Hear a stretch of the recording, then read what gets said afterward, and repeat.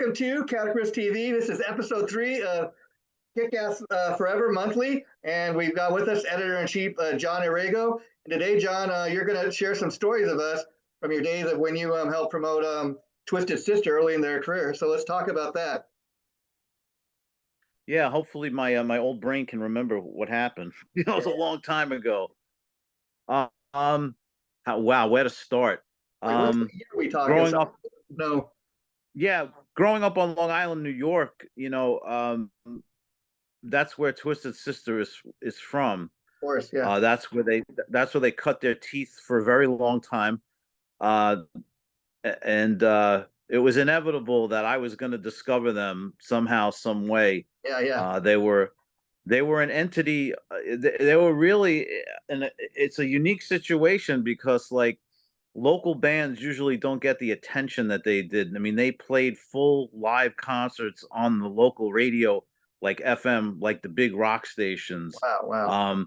They opened for I think it was Blue Oyster Cult in Nassau Coliseum, which is a 16,000 seat concert arena, before having any record out. They had a single or two. Yeah. But this was all because they were such a great live band. They had such an amazing reputation, so much so that the record labels were like kind of like afraid to sign them. And I still never got that. I mean, the band I think they just thought that the band was too over the top. Well, I as far as being over the top, I've heard Dee Snider and JJ French talk over the years about the fact that, like you said, they had a huge show. It's much more than just the music. I mean, I've heard Dee Snider describe it. He almost looked like people thought he was a drag queen or something. That the costumes and stuff were so outrageous. Yeah, they had a mantra. It was look like women, play like men, talk like motherfuckers. That was give people something to talk about, right? Yeah. that kind of sums it up right there, right? Yeah. And so, like, so what anyway, year are we talking here, John? What year are we talking as far as when Twisted Sister came on your radar? I'm gonna say maybe 1980. Okay, I think I heard them on the radio, on like a local radio station. Wow. A lot of people don't know this because the story has never been properly told, because only 2 people know it, and unfortunately, one of them passed away. Okay. I'm talking about Bob Muldowney, who was I mentioned him many times here with you. Yeah. My partner in crime in developing Kick-Ass Monthly with him, and then when I decided to reduce my role, he took it like to the moon, man. That's why he's the legend. He did an amazing job carrying the torch and just doing things that we never thought we could do with the fanzine. But what a lot of people don't know is how it started. People are like, well, it's 1981, so there's no internet, there's no cable, there's no cell phones, there's no Spotify, there's no YouTube, none of that. What there was like those great print magazines, Circus Magazine, Faces, Cream Magazine. Right. Yeah. Right. This was even before Kerrang, which was the British magazine that really took metal to another level too, with a really great looking magazine. So how does 2 knuckleheads from Long Island, New York, that are 17 years old develop their own magazine? How? Yeah. And a lot of people don't know, and I'm here to tell you it's because of Twisted Sister. Wow. Mainly, what happened was my mom passed away in March of 1981. Oh wow. And this is the story. This is how I first saw Twisted Sister. At the same time, it was I was just about to graduate. Actually, I did graduate. No, I'm trying to remember now. Yeah, I had graduated from high school. So it's 1981. Okay. And so it was a couple of months later, which would be June. My dad decided to take my brother and sister on a vacation to Florida to see family, to try and get over the grieving and stuff. Sure. Yeah. And I couldn't go because I was starting college, and college was going to start while he planned on having the family away. Wow.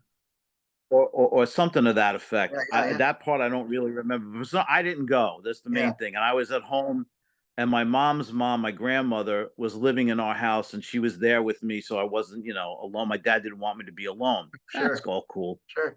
So at the time, There was no Kick-Ass Monthly, right? Well, I had a tape trading thing going on, and one of my pen pals, and one of my pen pals was this guy. His name was Bill Bartell, and Bill was in a band called Test Pattern. They were kind of like a California, like a hybrid punk metal band, Oh wow. Yeah. and and so him and his friends knew about Twisted Sister from tape trading. They were in California. Again, there's no YouTube, there's Yeah, no yeah. Spotify. They're just through tape trading. I mean, I And remember, him and like in the back of Circus Magazine, catching like, people would used to tell you where you could send for a catalog. People that were selling bootleg tapes. Kiss and that was me. That was Bob and I. yeah, We were two of them. So um so as the story goes, I'm in touch with this guy Bill. He did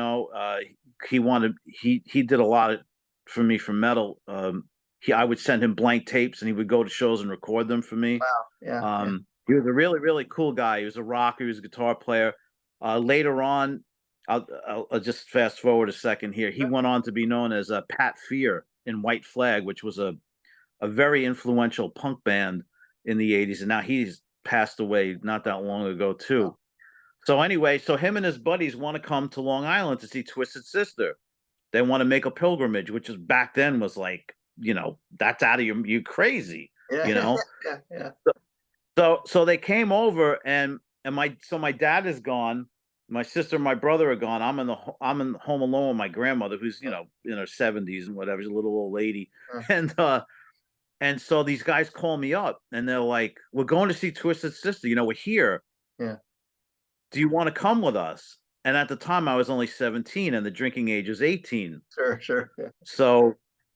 So they talked me into it. Obviously they needed somebody to drive them too, and I was totally sober, but I didn't care. I was like, all right, I'll go. I'll go. Yeah. And so I went, and they devised a way to sneak me in. It was freaking awesome, Yeah, And yeah. so here I am in this club. I don't even remember where it was. It might have been in Queens or somewhere. I really don't remember what club Yeah. it was. All I remember was I saw Twisted Sister for the first time, and my brain like exploded. I couldn't believe what I was watching. I'm like, who is this band? These guys, how come they're not like putting albums out and Yeah, yeah. on tour? I mean, they were absolutely unfucking believable, and mainly because of Dee Snider. Dee Snider was the absolute ultimate frontman. I mean, you couldn't touch this guy. He was amazing. The way he jumped around, the way he sang, in between songs, he's like a comedy show. Yeah, He yeah. was the ultimate entertainer, and like, so the light bulb went off in my head. This time I'm just really starting to get into new metal bands. I'm listening to, now it's not just Kiss and Van Halen, it's Yeah. like Saxon and Angel Witch and Iron Maiden, and everything's branching out. And I'm like, well, wait a minute now. I'm like, if this is out there and I didn't really know about it, what else is out there? And how am I going to find it? So I mulled it over in my head. And at the time, excuse me, Yeah. there were a lot of fanzines, what Kick-Ass Monthly was, but they were all dedicated to one band. Mm. So they would only come out like 3 or 4 times a Yeah, year. yeah. And most of them were Kiss. There was one I remember called SWAK, sealed with a kiss, SWAK. Right. So I'm sitting around one day just by myself, and there was no like grand plan. I was like, why don't you put out your own and do it with Bob? Yeah. But don't just do it about one band, do it about all the bands. Sure, sure. And then this way, maybe the bands will come to us, or other people will find out about us and tell us about bands that we don't know about. Like maybe somebody in Chicago has a Twisted Sister in Chicago, Oh, yeah, yeah. et cetera, et cetera, et cetera.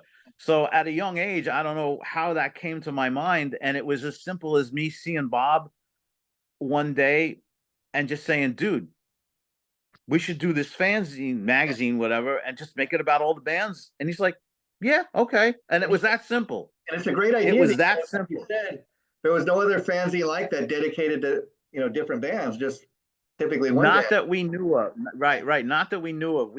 It was probably around the same time that Ron Quintana was doing his on the West Coast, but I had no idea. We had no idea to know. you know. So seeing Twisted Sister sparked that idea of like, I got to help these guys, you know. Uh, how do I get them on like a bigger level?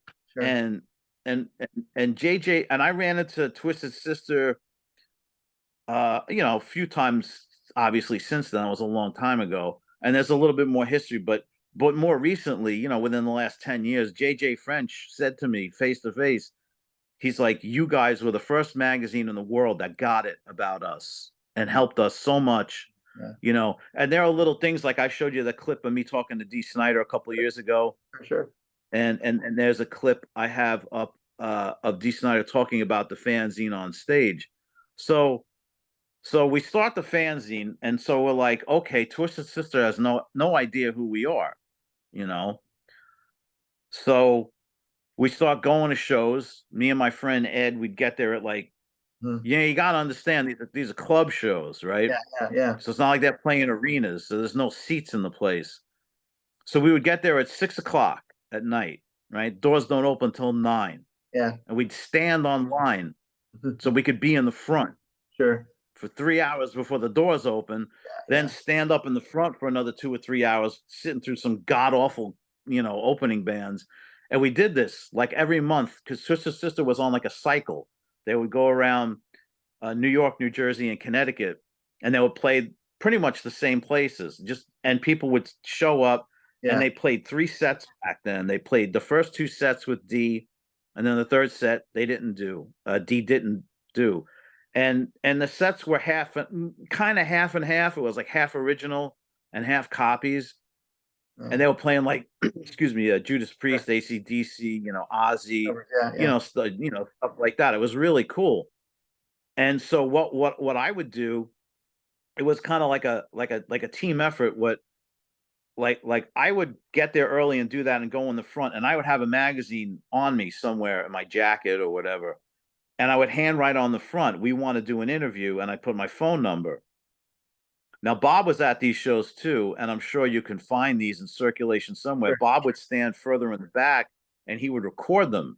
This is part of our taping thing, our little business that we had, like, because we shared tapes, like his list was my list and vice versa, you know. So if somebody wanted, you know, one of his Twisted Sister shows, he'd just give me the original and I make a copy of it for the person and send it to them. Yeah.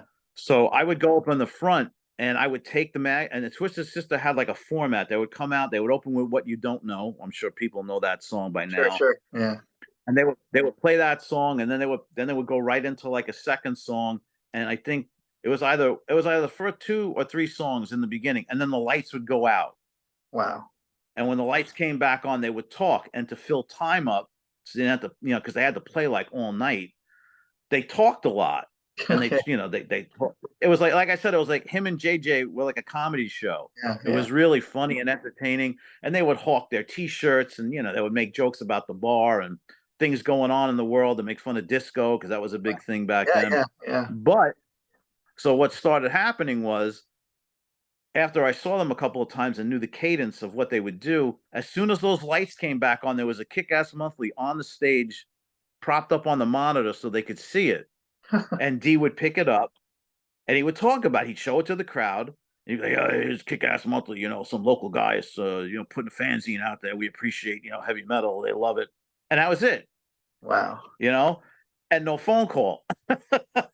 So this is going on for like a long time. I mean, we were, you know, I was doing this like every month, every time they came around.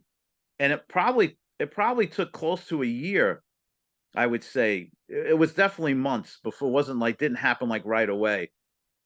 All of a sudden one night I'm sitting at home and the phone rings and I answer it and it's like, hello, is John there? I'm like, yeah, this is John. He goes, this is Dee Snider from Twisted fucking Sister. What's up? I'm like, oh Jesus, this is freaking awesome. You know? Yeah. So Dee noticed the address that we used in the fanzine was Bob's. Bob got the mail, but we lived in the same town. And when you come to know it, Dee Snider grew up in the same town that we did. So he was very familiar with where I lived.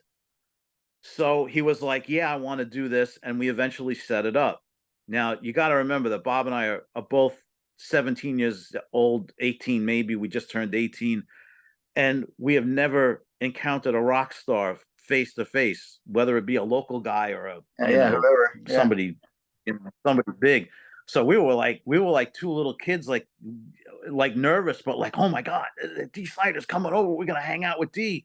It was like the coolest fucking thing. And again, Dee Snider's at isn't even at the level of success he's at now, but because you know him from the New York club scene, it's like, wow, this is this guy that we've been following. Yeah, and we wanted to help any way we could, and we thought an interview, would start the ball rolling really well, because they didn't have, like, we couldn't review an album because they didn't have any out.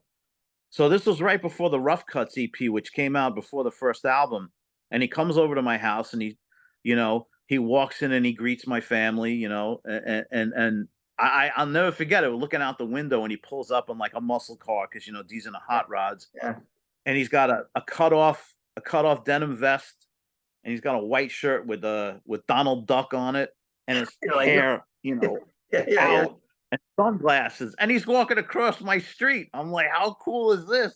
Yeah. And so he comes down the basement, huh? Were the neighbors kind of looking like, who is this? Who is this guy? I don't know. I don't know, because I ran down in the basement because that's where he was going to come down, and I wanted to make sure that music was playing and we were ready. And so he comes in. I'm like, that's my dad. Hey dad, that's my grandma. Hey grandma. It's really funny. And he comes down to my basement, and the first thing he did was inspect every poster I had on the wall. So like, Saxon, yeah, fucking Saxon, Judas Priest and Kiss, and whatever I had. And he was talking about metal before we even sat down to interview him. It was so cool. So we finally sit down and interview him, and Jay was like literally like 90 minutes he gave us. We talked about everything. Now you got to remember, again, it's 1980. I think it was 81. Probably, you even have a tape recorder, or are you just like writing it all down? Oh no! I have a tape recorder. I still have the tape. Wow. I still have it. Yeah. And so, I mean, like, see, people don't realize, I can say this now and people be like, oh yeah, I knew about that, but we knew about JJ French being involved with Wicked Lester. Yeah. A lot of people did not know that back then. That's the band that Gene and Paul were in before they had Kiss. And what's funny is I've heard JJ talk about it, I've heard Paul and Gene talk about it, but they kind of act like, well, he was never really up for the gig. He auditioned. Yeah.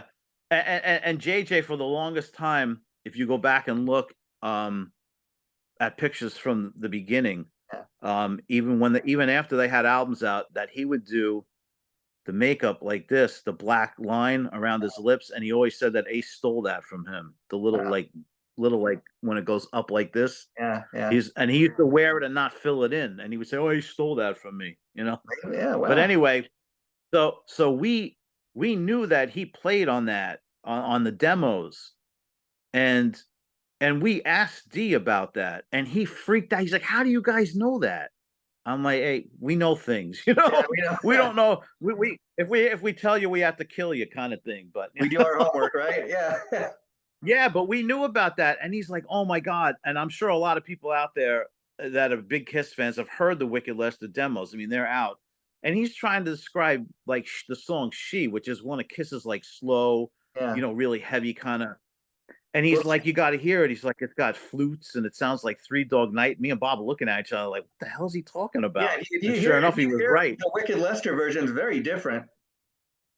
Yeah, he's like, "There are fucking flutes," and I'm like, "We're looking at you like flutes? No, it can't be." Yeah. But it was really cool. I mean, he told us some great stuff. He told us, oh God, this story about JJ French running the New York Marathon, and he's on one of the main bridges.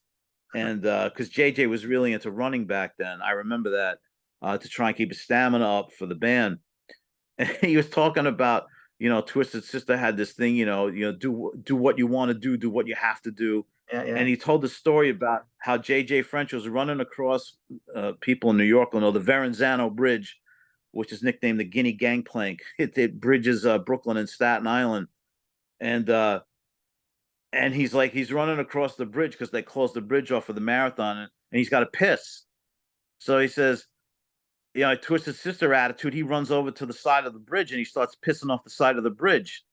And he Yeah. said, when you know it, everybody else started doing the same thing because they had to Wow, do it wow, too. wow, wow. So I mean, all these cool stories, man. And he stayed so long, and we had written about them already. He signed stuff, you know. He signed like the Kick-Ass Monthlies, which I still have somewhere. Wow. And it was just like the beginning of this beautiful relationship, you know. And everything was great, and then eventually it wasn't. I'm doing all the talking, man. I'm sorry. No, no, that's fine. I love this stuff. But so talk a little bit about that. So what was the point when you would say a relationship soured and why? Well, okay, so Twisted Sister has now things are ramped up. The EP has come out. The first album came out. Um, you know, they went to Europe. They recorded in a barn with Pete Way from UFO, another Yeah. legend, rest in peace. You know, they hooked up with Lemmy and Ozzy, and you know, they played the festival. You know, the famous festival they played where people were booing them, and Lemmy came out and, you know, threatened the crowd, and then they liked them. All this stuff happened, and they come back home. They come back, and the first thing they do is they book a gig at this club called Hammerheads, which is where all this stuff Yeah. had happened with the fanzines on the stage in Long Island. And so, just like any other show, I put the fanzine up there. He picked it up and he starts talking about it. And he goes, "By the way, they know about you boys in England." And Bob and I looked at each other like, "What the fuck is he talking about?" Fine, wound up that he spoke to the guys at Kerrang about us, and they were aware of what we were doing, which we were Wow, blown wow. away by. Just think about that for a Yeah, minute, John. I mean, all the way on the other side of the ocean. You're doing it. You're yeah. both Again, fans here in the with U.S. no And, internet. yeah. Yeah, yeah. With no way other than word of mouth I to mean, get the people word forget out about things. even the time you're talking about. I remember, like I said, they having these tape things in the back of Circus magazine. Send $1, we'll send you a catalog of all our tapes, and so we're even talking about before email. You'd have to, like, even if you wanted to write a letter to the editor of Circus magazine, you'd have to do it the old school way. You'd actually get a piece of paper and write a letter, to get it published Yep. in an episode or what, in an issue. Yeah, Yeah. yeah, Yeah. So so he says that, and then a few songs later, now of course from playing, you know, you got to remember that they would do in the club circuit in New York forever. And I was just talking about this with my friend Ed Hillel today, because I was telling him about doing this show, and he was my buddy that I go to a lot of these shows with him and my friend Tom Savino, and like we remember going to their 2000th show, wow. 2000 shows before getting signed. How does a band do that? That It's early on in their incredible. career, right? I mean, and then people forget Yeah, that. this is before, and all they had out at that time was two singles, two 7-inch singles, and they have played 2000 shows. Yeah, and at the top of Think this about that. episode today, John, you were talking about, by the time you'd seen Twisted Sister, your reaction was, how the hell do these guys not even have a record deal? And part of that, I think, had to do with the fact that Dee Snider was not the original singer. From what I understand, the original singer, they got rid of him because he did not have the same charisma that Dee had, and that's part of Yeah, what was yeah, holding the band back. and it was a long time that Dee was there. It was, I think, it was the record companies were afraid of the look, more Yeah, than anything, because they look like they were right out of Rocky Horror, you yeah, know, yeah, that yeah, transvestite kind of look, or you know. So it was a little outrageous, but once they started playing, man, it didn't matter what they look like, to yeah, be yeah, honest with you. So anyway, so we're at the show. They come back from England. Everybody's all pumped up. And from being around for so long, they had this great catalog of original songs that can only fit so much on an album. yeah, And so uh Dee says to the crowd, he's like, we promise you that the songs that didn't make the first album will be on the second album. I promise you. yeah, He yeah, said yeah. that on stage. Famous last words. So yeah, so now it's time for the second album to come out. And the title of the album is You Can't Stop Rock and Roll, right? Yeah, That's one of the old songs that they didn't have on the first album.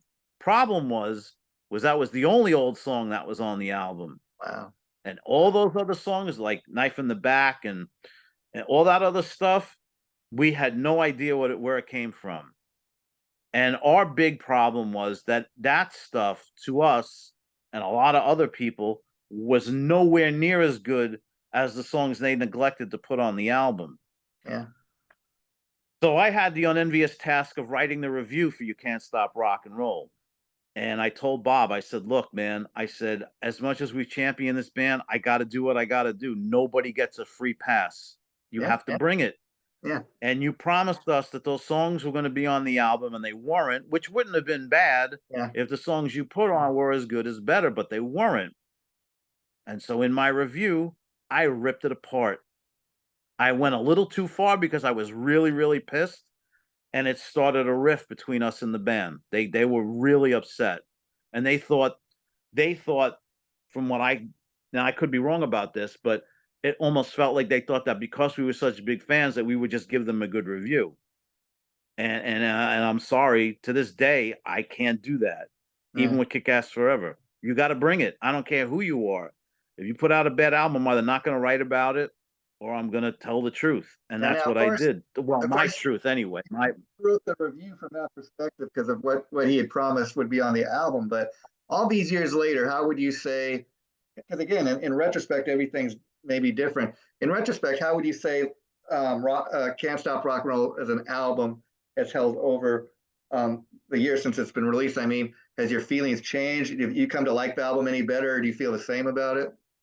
well. Here's the thing, and I've said this about other bands at other times. If some other band had put that album out, I would Yeah. have no problem with it. Yeah. You know, I mean, it was good.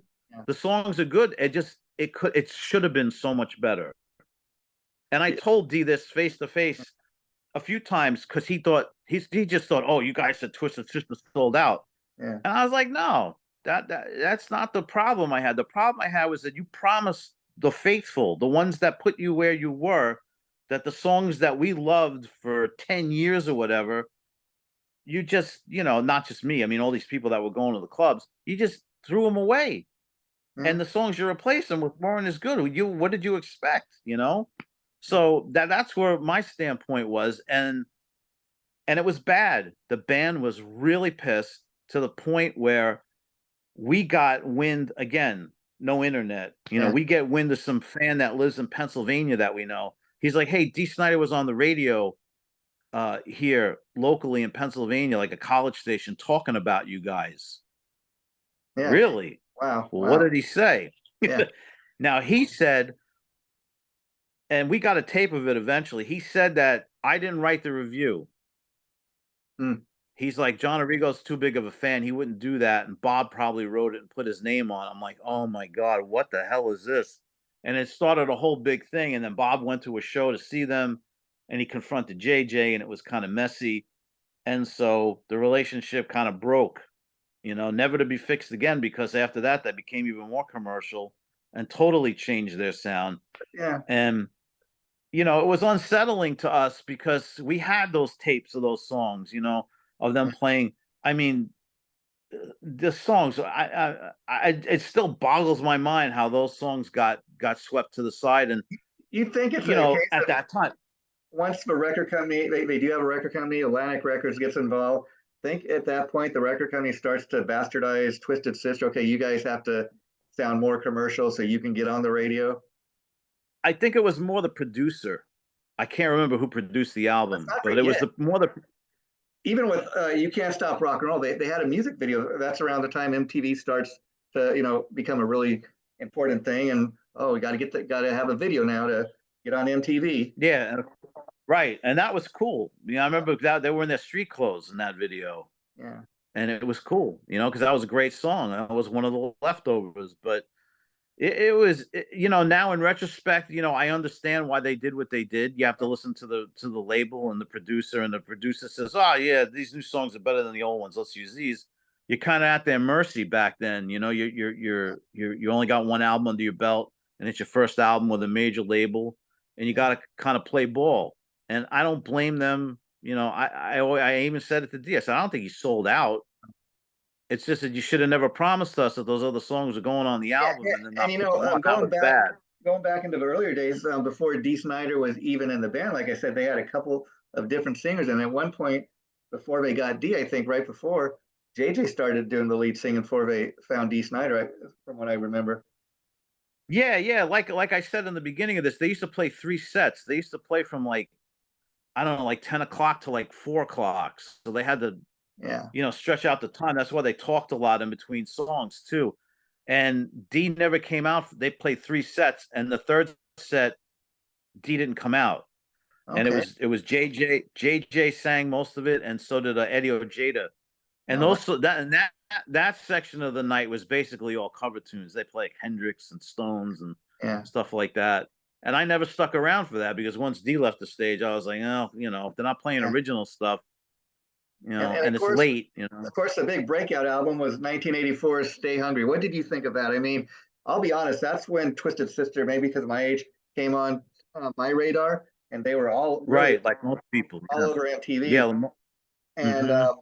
but a lot of people love it. Diehard Twisted fans say, "Oh yeah, again, they were becoming commercial." But and you can kind of see that because that was a big breakout moment, and then by the next album, the sales start to go down. Yeah, yeah. I mean, like that album did great for them. I wasn't crazy about. I mean, at least that album was a little bit heavier, Yeah. And here's another thing I never knew until God, like 20 years after the album came out. All right. Yeah. D was doing an autograph signing at a horror convention that I happened to be going to is when his movie Strangeland was coming Yeah. out. And I'm like, oh my God, D's gonna be there. This is the first time I confronted him since the shit went Yeah. down. Yeah. And Yeah. this was a long time after. And so um and so he's there and it's like this is gonna be weird. Yeah. Yeah. Yeah. Yeah. And I explained everything to him, and he was cool once we spoke. But Mm. that album, so he says to me, he goes, you guys thought we sold out and blah blah blah, and I said, wow, I explained what I just told Yeah. you, Yeah. Yeah. and he goes to me, and he goes, so how well do you know Stay Hungry? And I'm like, yeah, I mean, like, everybody knows it. He goes, yeah, but do you know like all the songs on it? And I'm like, well, yeah, kind of. And there's a song on it called "Don't Let Me Down," Yeah. Yeah. I love that song. Yeah. Yeah. right? Yeah. He leans into me, right? He leans like this, like into me. He goes, "That Wow. song is about you. That song is about you." What do you mean that song's about me? He goes, "You're the one that wrote that review, right?" And I'm like, "Yeah." He goes, "That song is about how I felt You let me of down. your Yeah. review." Wow. Because the song is saying, "What do I have to do to not let you down? What do I have to do? I'm putting my heart and soul into this, and I'm still letting you down." And it didn't hit me till I went back and listened to the song. I'm like, oh my God. So, John, so knowing that, I mean, how so did for, that make you feel? well, for all you people out there now, it's a good trivia question. Yeah. Yeah. Who are two people that Dee Snider has written songs about? Lemmy, John Arrigo, Kick Ass Monthly. Wow. Boom. Wow. That is so. Yeah, and see again, this is history that people don't know about because this whole kind of shit happened when there was no, social media and stuff. I mean, there's But that people don't shock. That's realize. got to be that wow factor when he's telling you this, and like, wow, that song's about me. But I I mean, how did it make you feel? Like, wow, it really affected you, D, that much? My review. I mean, Yeah, I was pretty shocked because I guess I was desensitized from it because it was like 10, 15 years later, yeah, and you don't really think about it. yeah, Um, you don't think like we didn't really think like in the beginning. I mean, obviously when Bob took over and the Metallica thing started and he got really, in with them, we didn't really think that we impacted things that much because like we weren't selling like thousands of yeah, copies at that yeah, point. yeah, It was still my dad xeroxing them at work and stapling them in the corner and you know sending them out in the mail and stuff and wow, going to record stores and selling like yeah, yeah, if we were lucky we'd sell 100 of them, yeah, and but you got to start somewhere, right? So we sure, really didn't think that we had any kind of impact. And when D said that to me, man, I was just like I was stunned. I yeah, was in total disbelief. And I really didn't believe him. I thought he was fucking with me till I went back and listened to the song. And I'm listening. I'm like reading the lyrics. I'm like, oh my god. I'm like, wow. This is yeah. like This I is will. pretty freaking cool, man. Yeah.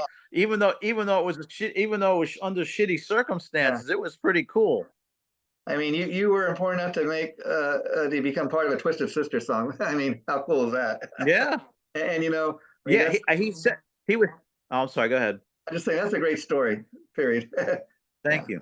yeah, Yeah, yeah. And again, a lot of people don't know this stuff. You know, a lot my name because when I stopped contributing to the magazine on a let's say a full time basis, um, my name in the history of things got really disconnected from the magazine, and it's all Bob now, and rightfully it should be because sure. I mean he did.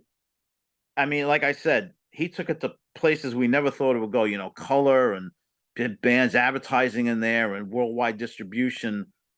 Even though I was still involved with it, I was only doing like album reviews at that later stage. And I had so much other stuff going on in my life that you know you don't think about it. You know, Yeah. really, I'm like, yeah, really. I'm like, you wrote a song about me? It's like, Wow. holy Wow. shit, that's Yeah.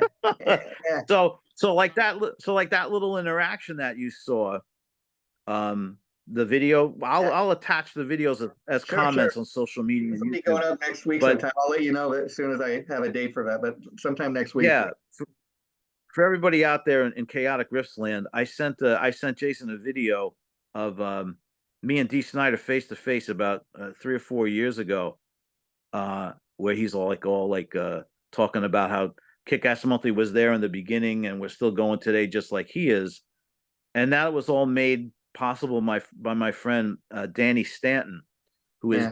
Twisted Sister's longtime tour manager, and he works with Dee. And he's the one that arranged that little meetup there. It was a again, it was like a horror convention in Tampa, close Yeah. to where I live now, and I wasn't going to go. You know, and I'm messaging Danny like the day the thing is happening, and it was like $40 a ticket. And me and my woman, you know, we were just like, Yeah. I Yeah. don't know if it's worth it to go. And Danny's like, no. He's like, nonsense. Come down here. I'll get you in. You can get your picture with the band for free. All that. I mean, Danny's like always hooked me up. He was a singer in a band back in the day, like when I started singing in bands.